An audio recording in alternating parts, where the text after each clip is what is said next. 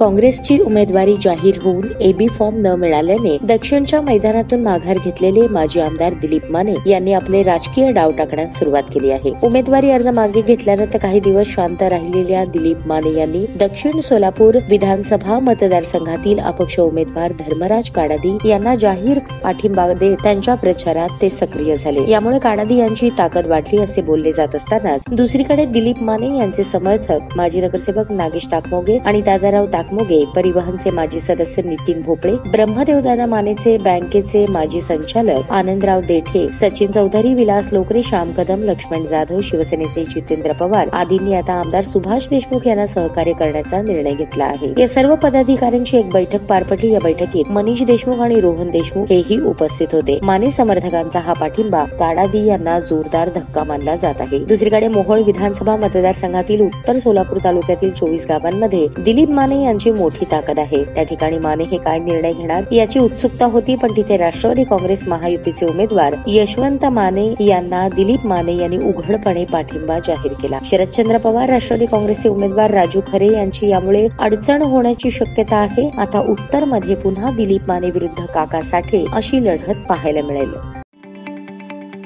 ताज्या बातम्या पाहण्यासाठी प्राईम महाराष्ट्र न्यूज चॅनलला सबस्क्राईब करा।